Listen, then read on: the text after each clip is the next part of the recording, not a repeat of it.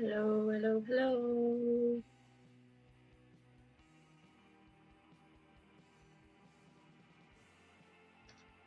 Hi.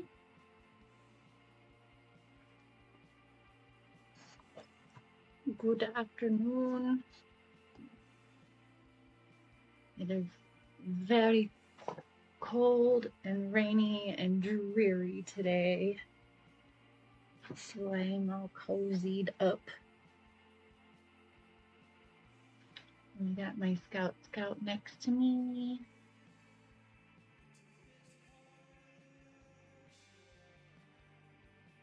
Ooh, I wonder if I could get, yeah, let me see if I can do a cat cam, guys. Give me just a second.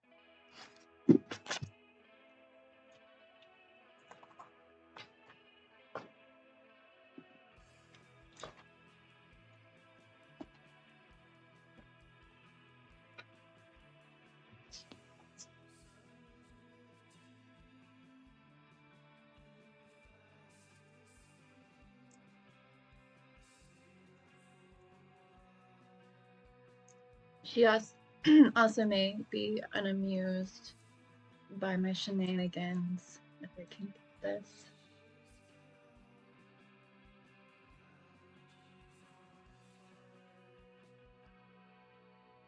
Let me see.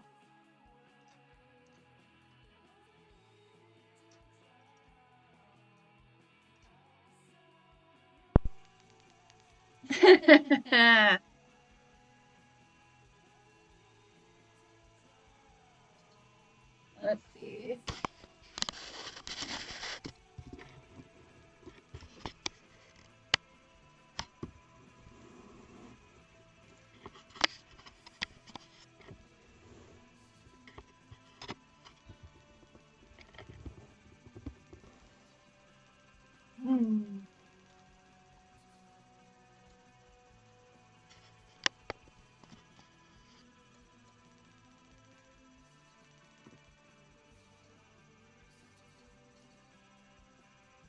Let's put her up here.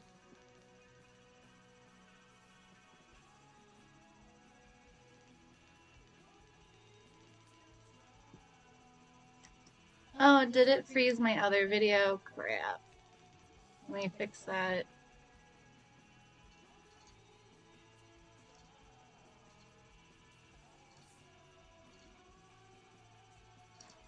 Why does it do this? There we go.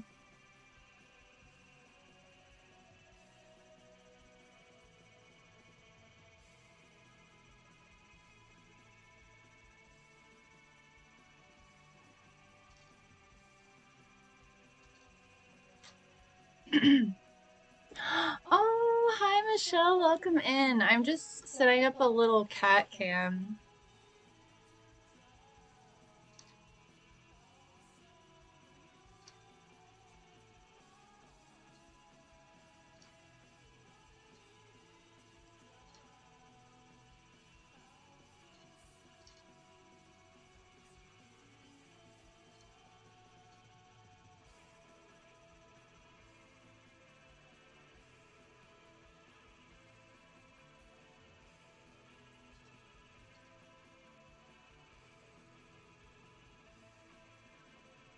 There we go. That works.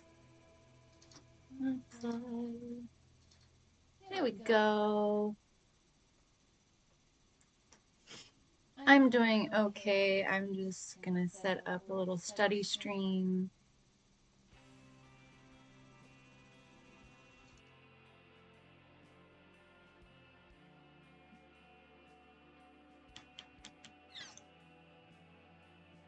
How are you doing today?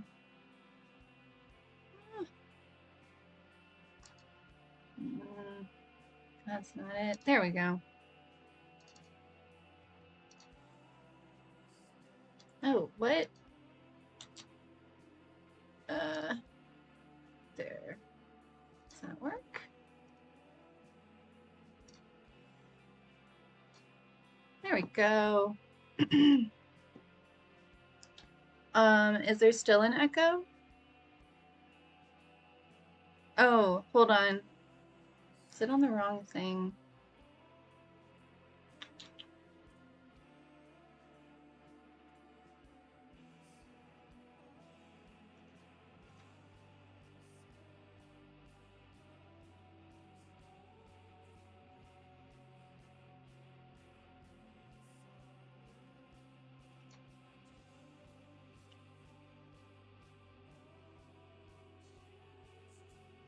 Is there still an echo?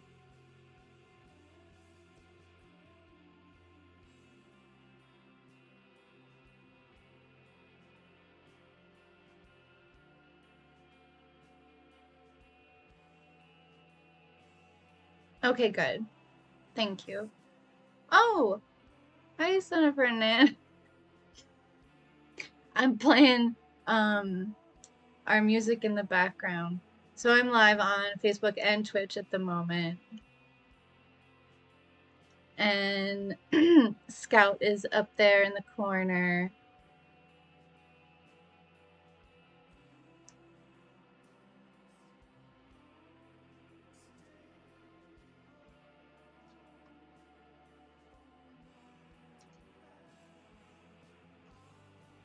How's everybody doing today?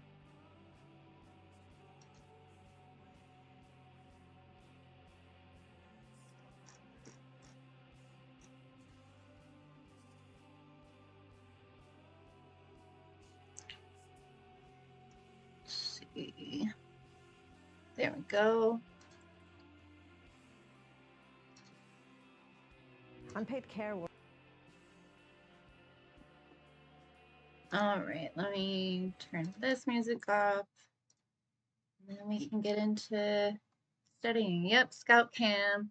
Oh, you're going to practice? Okay, well, have fun at practice. Also, when are we going to practice again? It's been a while.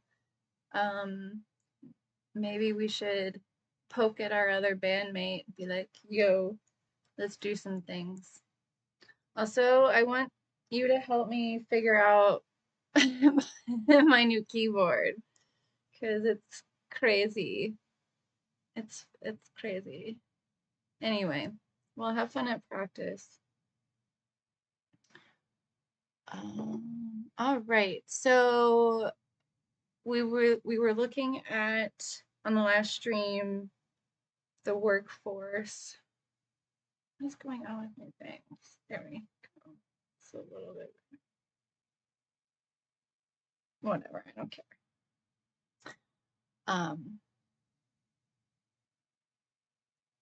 And so this video looks like it's about unpaid care work because care work is a very under appreciated field for sure. And sometimes we get a lot of like when we have two low paying jobs that are like carry a lot of responsibility, I feel like that opens the door for people who really don't care about their work they're doing.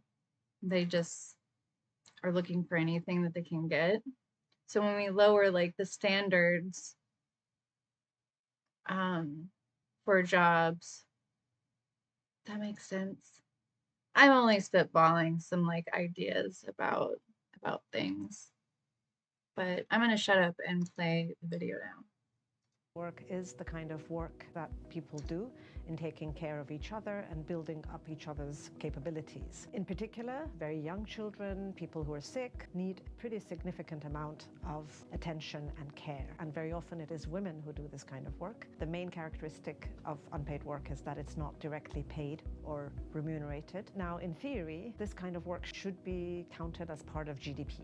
For example, if you take a country like Argentina, the calculations that were done by feminist economists and statisticians give us a figure of about 7% of GDP. And in a much less developed country like Tanzania, it was even seen to be a much higher figure, like 63%. One study included also a case study of Switzerland. What was found out was if you added the unpaid care work that is done in Switzerland and you value it, it's almost as big as the banking and insurance industry in Switzerland. But to really value this work, I think what is really important is to appreciate its significance for any society or economy. So this work is really what makes, the society and the economy tick. In many ways, this kind of work can be seen as the solid foundation on which official industries and services and economies and schools and universities sit. Without this kind of work, it would be very difficult to even think of a society that can function. One kind of universal fact seems to be that in nearly all human societies, it is often upon women this kind of work falls. What we say, it's highly feminized. We have some data which showed that something like 75% of all unpaid care work is carried out by women and girls. So this is a very unequal distribution between men and women. In fact, it does penalize women, because taking on the bulk of this work often carries a penalty in terms of not being able to have a full-time job with a decent wage, not being able to accumulate a pension, not getting all of the benefits that come from formal sector employment. So the penalties are many, even though the benefits to society are huge. Redistributing care is really, really critical. So that really involves a rethinking and redoing of our kind of social relationships. States can go a long way in terms of making sure that there are good quality public services, childcare services, but also you try and change your expectations and social norms so that women and men can share those responsibilities more equally. So with more policies, you also increase the social expectation that more can be done to redistribute the work and not to just say this is a private matter and it's for families to deal with, which very often falls on women and girls.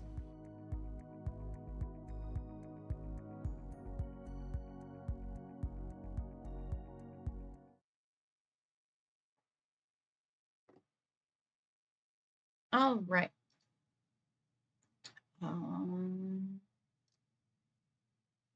Throw it back, what? Am I supposed to twerk? Hi. Who just followed me? Spirited Dragonfly. Oh. How are you doing?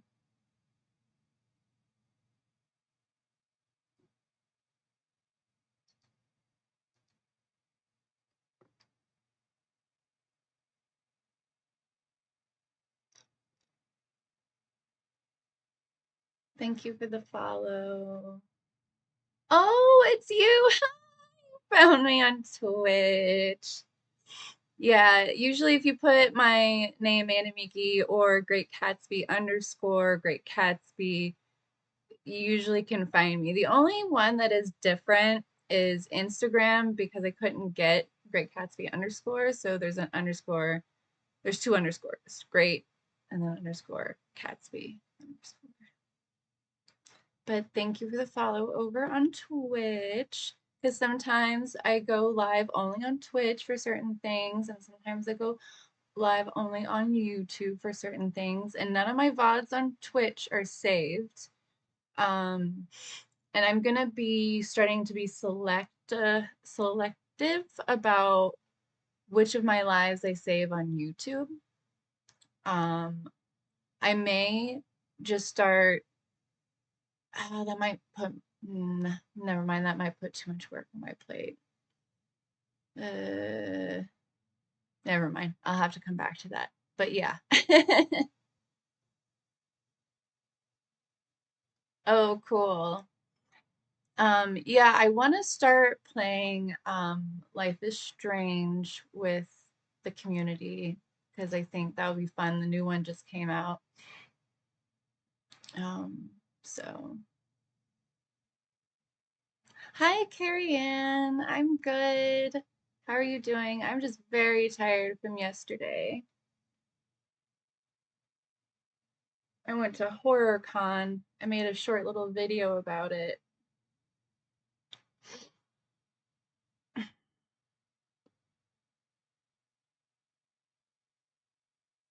Yeah, I hear you, spirited dragonfly. I'm the same right now, and we can chat about that privately later too if you want. There's been a lot of like heartbreak and crap going on.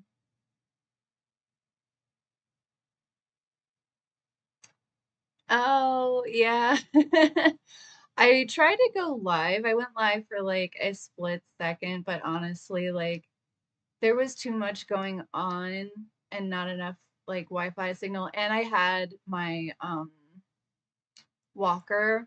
So I need to figure out maybe I can get something that clips my um like a live stream onto my walker. I think that would be fun and I could just have that going.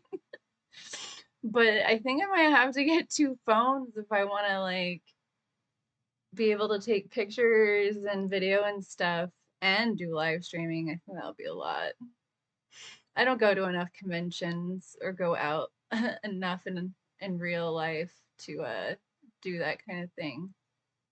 Plus, I feel like a lot of people around me get annoyed with live streaming, so I just don't do a lot of live streaming out in real life. Oh, and also, so I did see at the con yesterday that someone had like a little attachment. I should have stopped her and asked her about it. But she had like a little attachment that was like a cup holder and a cell phone holder. And I thought that was really cool. But I also don't like my walker. So I have like the basic one that's like $40 that was approved by insurance, but it actually kind of hinders me and I feel like it's too wide and I feel like sometimes it hurts me more using it than not. The only thing I really take it out for is to have like a seat somewhere and I didn't even really get to sit down much yesterday still because I was walking so much. No, it has a seat. I'm just saying, like, in general, it kind of hurts me because I feel like I start to hunch over more because I'm like leaning onto it too much. Um, it's on my laptop. Let me show you the one that I want.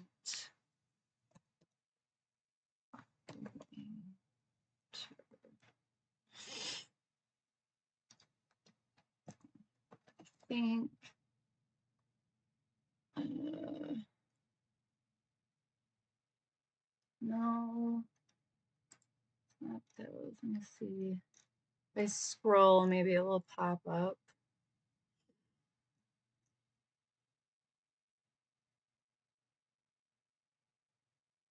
It's one that has like bigger wheels because I feel like that. See this drive one, this is the basic one that people get, and that's the one I got.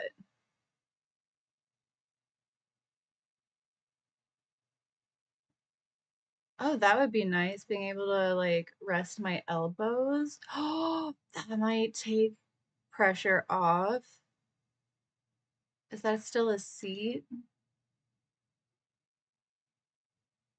That's kind of nice. But why can't I find the one that I have been eyeing? What the crap? Am I in shopping or is it? Let me see. Images. Is it? No, it's not that one. Shoot, why is it not coming up? Feel like it should just come up with Rollator. Oh, I think is it this one? The Nitro Rollator? I think this is the one that I was looking at. There was one that was like really expensive.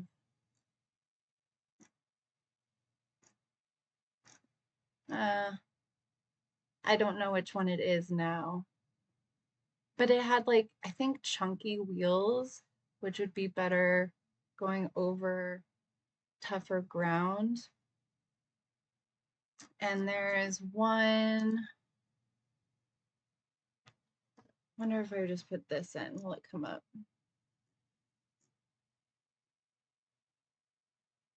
No, I don't want to go back to like regular Google.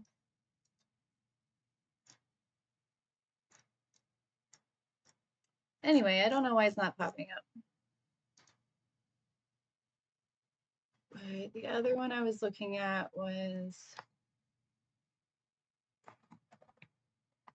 one that was like both, and it had like a little power stick. Why are things not popping up like I want them to? This is annoying. But it was like a little electrical one, but it would also, here it is, this thing. It's a rollator and also like a transport chair, but it had like a motorized part to it where it wasn't a transport chair, but you could actually drive it. And I don't know why these things aren't popping up right now. Whatever. So, excuse me. So let's look at the optional texts that I have to go through. Let's see, over 98% of domestic workers in the United States are women, but these workers are some of the least protected in our economy. Watch this newscast from PBS. Let's see, what is this? Also vary by state. 11 states and the District of Columbia have passed their own domestic workers' bills of rights. 4 months but there is ago. no such federal law. Members of Congress have. Let me go back and see what you guys are saying. It's a trade-off. I'd choose a chair because of all the issues you're talking about with a walker. Mobility is so hard. It is. Mine has a round padded bar in front and the seat folds up for storage. That's cool. Yeah, mine has the little storage part too. I literally have 2 go-go scooters I need to get rid of today. Part 1. Cool. Yeah, and I don't really want a wheelchair yet. I mean, I do, it will help, but I don't have space. And I'm moving soon, so hopefully I can find a place that is fully accessible. It kind of sucks because it has to be one of the newer buildings because a lot of the older buildings, even if they have um, uh, elevators, they still have um, steps like in front or whatever. Being such a foundational part of the economy, many of these workers are excluded from key workplace protections. Those include the Fair Labor Standards Act and the Occupational Safety and Health Act, which respectively cover wages and workplace safety. Protections also vary by state. 11 states and the District of Columbia have passed their own domestic workers' bills of rights, but there is no such federal law. Members of Congress have tried and failed to pass a federal version for several years. Caitlin Henderson is a senior researcher at Oxfam, a global organization fighting poverty and injustice, where she studies how states treat workers and working families. Caitlin, thank you so much for being here. First of all, why have domestic workers historically been excluded from these sorts of protections? So unfortunately, that reflects a long history of sexual and racial discrimination in this country, where Black women were really excluded from labor protections in the 1930s during President Franklin Roosevelt's New Deal. Unfortunately, when we were creating the social safety net that still exists today, a lot of Southern senators were very nervous about including Black workers in frameworks of minimum wages, overtime protections, and the right to organize. And beyond their exclusion from these statutory protections, why is it that these workers are so vulnerable to mistreatment?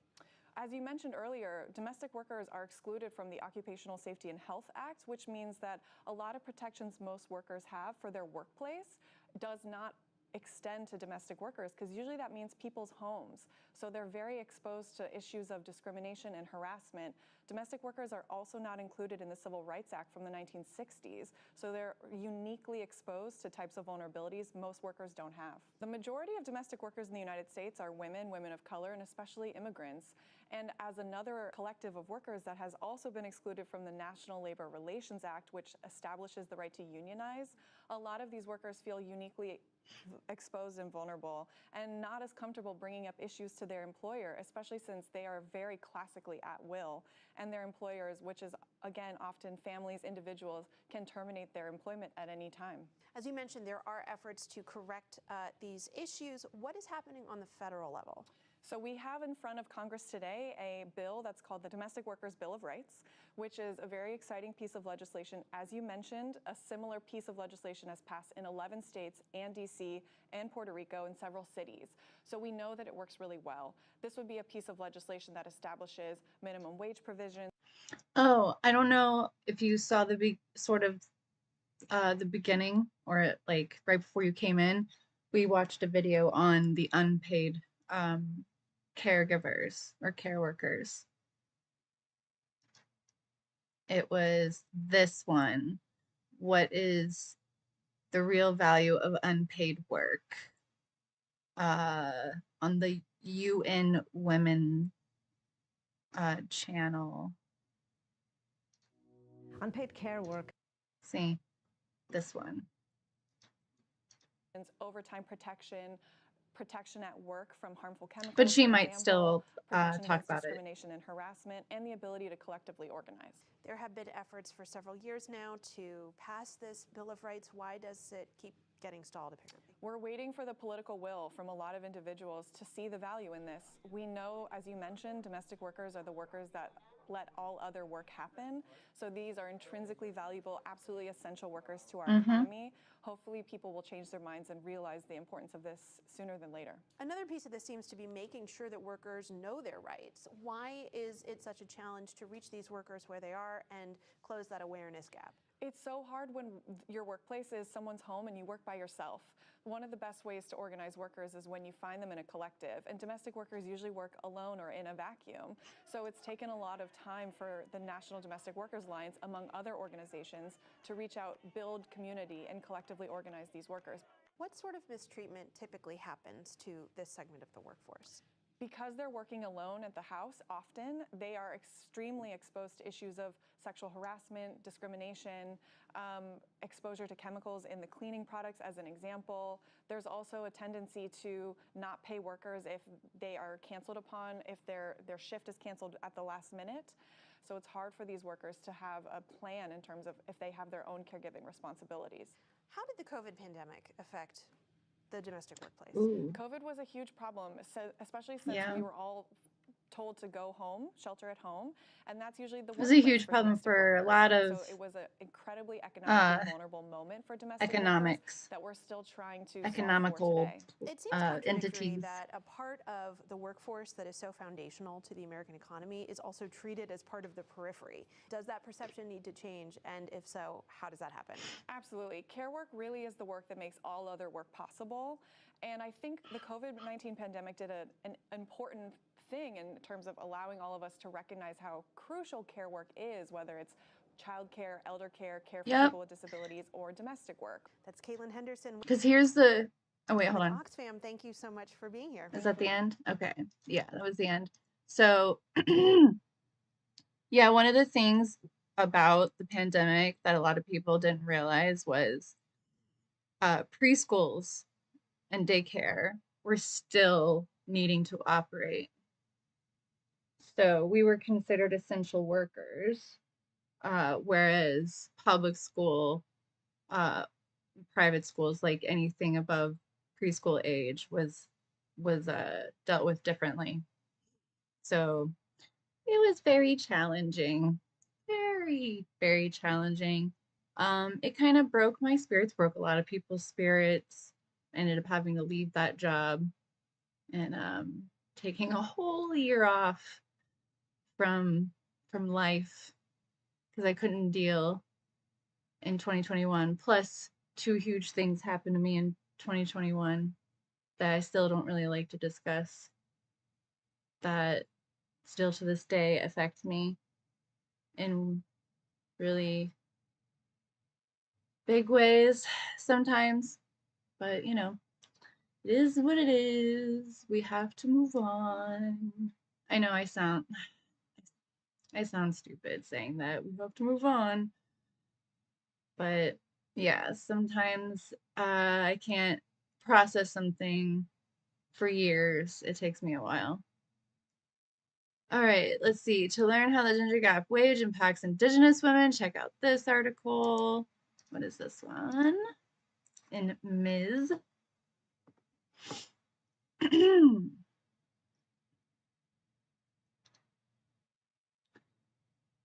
Wednesday, September 8th marks Native Women's Equal Pay Day, the day it takes Native women in America to earn what non-Hispanic white men finished making on December 31st of last year. What year is this? This is 2021. This is published 9/8/2021. Beyond the obvious injustice of unequal pay, Native women are doing essential work that our country relies on to keep moving. This has been especially true throughout COVID, as nearly 3 in 10 Native women have been out on the front lines providing essential services from healthcare to childcare to stocking the grocery stores. Despite their critical contributions during national crisis, Native women, sometimes it takes me a moment to read. Native women in these frontline industries earn just 62 cents for every dollar earned by non-Hispanic white men. For Native American mothers, the wage gap is even worse. They receive only 50 cents for every dollar that non-Hispanic white fathers are paid. Native women are working in frontline environments that put them in greater danger during the pandemic. They're still showing up to work. Like so many of other essential workers, despite the risk because they must. 2/3 of the Native women provide at least 40% of their family's income. And once they reach retirement age, this wage gap will push more than 21.4% of Native women age 65 and older into poverty. Beyond individual Native women and their families, this 60 cents pay gap has a harmful impact on the entire American workforce. If all women in the United States, including Native women, received equal pay, it would cut poverty for working women in half and add billions to our GDP. Women drive our economy, and equal pay is a path to our economic recovery from the pandemic. As two women elected to Congress, one of us a proud member of the Ho-Chunk Nation, we're proud to fight alongside Native women for just wages and safe working conditions. On Native Women's Equal Pay Day this year, we urge you to recognize that many of these services you depend on are being produced by Native women who are not being fairly compensated for their work and unequal pay. Native women receive for equal work builds on decades of sexism, racism, and it's up to us to ensure that system does not continue. We all benefit when people are paid a fair wage. Also, the federal minimum wage needs to rise because it's been stagnant for a while in most states. It takes 9 long months for Native women to catch up to their non-Hispanic white male counterparts. We all recognize the blatant injustice of that fact, and it's past time to stop at acknowledging it. We must act. Also, oh wait, let me finish this before I go on a tangent. We urge the Senate to reconsider legislation such as the Paycheck Fairness Act right here, which would fulfill the promise of equal pay of the Equal Pay Act of 1963, and we urge everyone to continue calling out unfair compensation while also supporting Native women inside and outside the workforce. We will not rest until Native women's Equal Pay Day no longer exists, because equal pay for equal work becomes a reality for all Americans. So in Biden's speech the other day about apologizing to Native people, he was talking about moving, investing in the reservation hospitals and jobs and such for them. So we'll see what happens with that. Let me see, go back to the comments.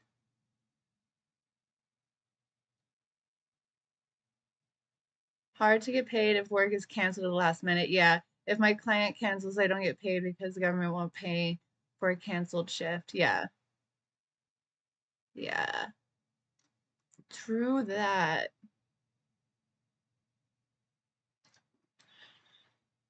Okay. So some of the other optional text for this was, and I'm not going to read all of these because I am quite tired. I might need a nap here in a little bit. Go away. Ah, ads. So this Jacobin.com. What is Socialist Feminism by Barbara Ehrenreich, I'm guessing, on why we need socialist feminism to fight patriarchy.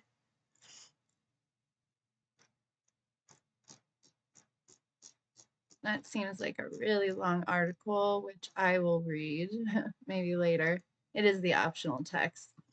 She's probably not going to ask about the optional text. She usually doesn't.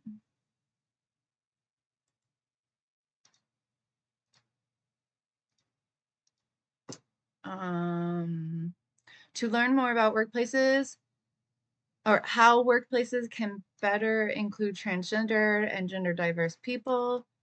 Let's see, this video from the Human Rights Campaign, an LGBTQ advocacy organization. People respect the fact that everyone needs to be treated fairly.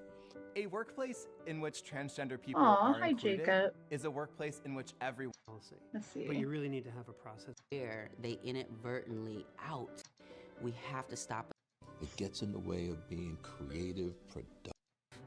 And people respect me. Oh, look at that You know, dapper customers gentleman. love me. They look for me, and I. All right. To learn about how hotel workers, most of them immigrant women, fought for and won a union, check out this video from The Nation. Let's see. The Nation, clean in how hotel workers fought for a union and won. This is 20 minutes long, so if you want to watch that. And that's I think that's like all of that module. Yeah, I went over all this stuff from on the last live I did with it. So then we have the unpaid care work one that I did earlier in this video, and that's it. And obviously I need to do my quiz, my discussion, but let's look at the discussion questions real quick. So yeah, she usually asks about the main things that were assigned. Ideas for structuring your post. Let's see. Required to make a post that says something relevant and thoughtful about the text. Goals offer. It focuses on a specific aspect of the course text, like a line, passage, or idea from an essay, poem, or video. It blends personal observations with a unique analysis. Oh boy. Ooh, gotta think. And usually it's just she says only pick one of them. Reply to one of the guiding questions below. So either about the working woman and mother, for Masha the lady, motherhood is a joyful occasion, blah, blah, blah. We read that on page 131 is the reference here. What is something that stood out to you as you read the essay, which I haven't finished reading it. I'm halfway through that. In the video, unpaid care work. What were your first thoughts when you watched this video? What were your own experiences with care work?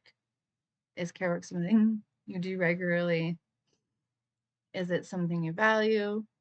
Is it largely invisible in your life? What do you think it will take for care work to be more valued in our society? Oh, wow. What do you think it will take for care work to be more valuable in our society? What do you think, Carrie? Huh. Oh, you need to run. Okay. Fine. Get out of here. Don't pay attention to me.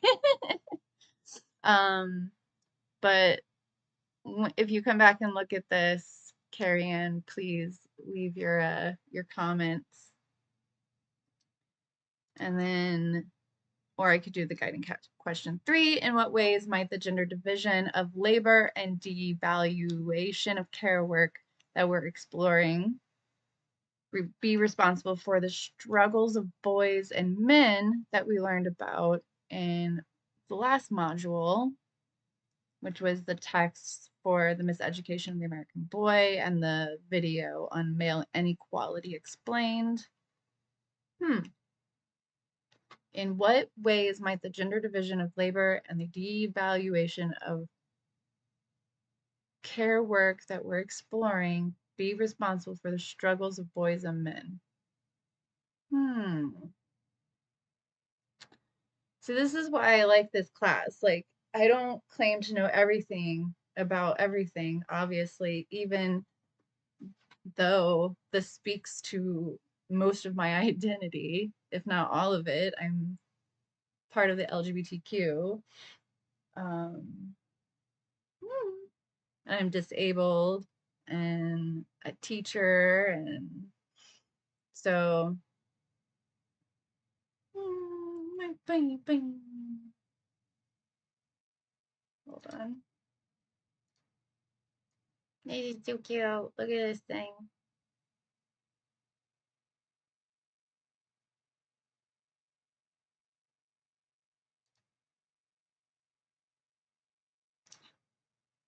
Yes, yes. This is, I've been going to school since 2017 for this degree because lots of things happen. I can usually only take one to two classes a quarter, and there's been many quarters where I didn't do anything or couldn't pay for it or any of that kind of stuff. So it's taken me a long time to get through, and I'm almost completely done with the AA. And then I'm going to probably move on to the bachelor's for behavioral sciences. Let me see if I can.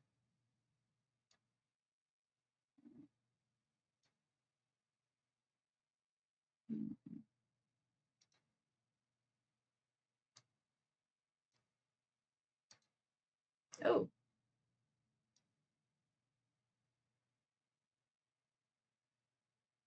Is that better? I can't tell if that's better.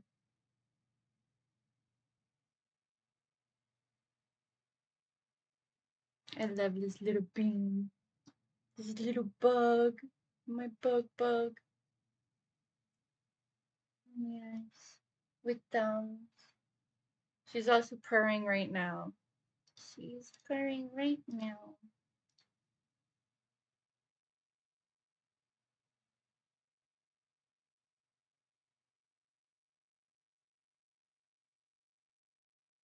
I love her little thumb.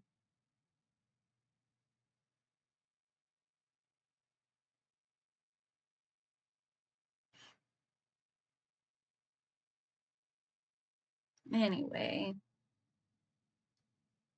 Yeah, she's the most adorable. I love her so much. I'm so obsessed with her. So cute. My little scout finch. I have 3 years towards a dual elementary special education degree. Started in 1995. Got sick, never went. Yeah. I started going towards a bachelor's in fine art, and then I quit. I got my AA in commercial photography, but it did diddly squat for anything. And I'm not saying the fine art degrees or whatever aren't good, but I'm saying it's not everything. You might have to hustle. Actually, no. I feel like even if you go to school, you have to hustle just as much or more. I don't know. I hustled a lot and got not very far in what I really wanted to do with it, but I still had fun with everything that I ever did with photography and filming. And, I've had really fun experiences, worked for really cool things. I've also been taken advantage of quite a bit, unfortunately. But, that kind of happens sometimes when people are trying to cut corners or not pay you for your work, or they think they're more entitled to something. I don't know. Doing any kind, I would say like doing fine arts versus like being in a business of like art is the way to go, especially if you don't want to have to deal with certain aspects of hustle culture, networking. I feel like you can do a lot, you have a lot more freedom and you can do a lot more when it comes to your like own personal fine art work versus like, I guess if you get like a good job at like a doing at a journal or magazine or something, you can make some money, but for the most part I didn't make that much. And I ended up working a lot of times for free, but I was offsetting it because it's like, well, I'm getting into shows for free, and it was just fun to do like on the side and have more credits to my name, but honestly, it's not worth it if I'm not getting paid anymore. Um, and PR people can screw you over, magazines can screw you over, even big ones. Um, Bands, like anybody, like it's really cutthroat in sometimes and in some areas.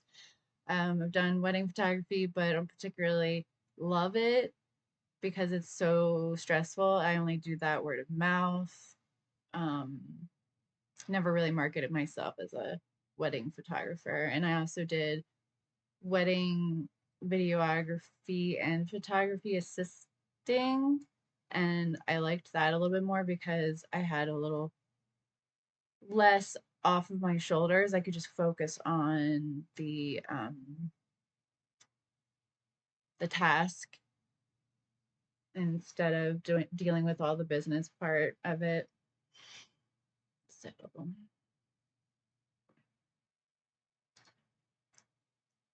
alrighty, guys. Well, that is all for that today. Let me just look ahead a little bit and see what I'm going to be talking about soon. Do Muslim women really need saving? Clothes to die for? Ooh. Oh, is this I think that's a video. Media investigation. Ooh, I wonder what this is about. Oh, it's locked. Oh, I can't read it ahead of time. I bet this is about like sweatshops, maybe. The documentary Clothes to Die For. Oh. Okay. So please take care when watching. This film depicts death and dying. It may be distressing. Yeah, a lot of the things that in this class have been heavy. And honestly, almost all of my classes dealing with like children has been heavy because you have to take really good care of your position and your responsibility. Let's see. It exposes how the global economy hyper exploits women in the global south to fuel consumption habits in the global north.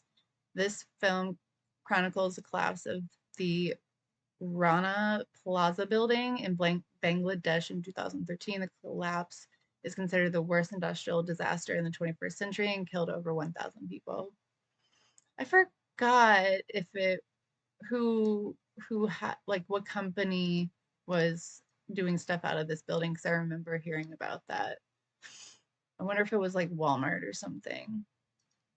But obviously I'll find out when I watch it.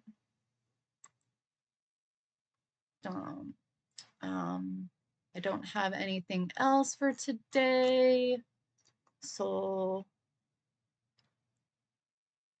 oh, I have. Yeah. No, I have. I've done that. I've done a lot of like, I'm not going to talk about everything I've done here. I'll tell you. I'll tell you later. But I have worked in like taking boudoir photos because I did also burlesque. I worked with like a lot of burlesque performers. I've done a lot of pictures of their performances, cabaret performances. But I was always focused on music, like musicians and doing editorials and stuff like that. A body of work that I did in college was like people into fetish stuff, so like different types of fetishes and like leather gear and all this kind of stuff. It was like a big exploration of taboo sex and stuff like that.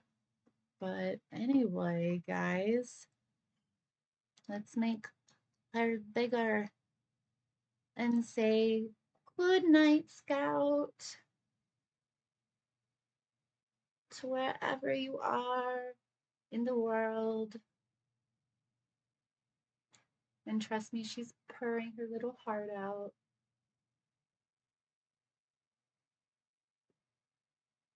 And with that, I bid you adieu. Oh, I never knows.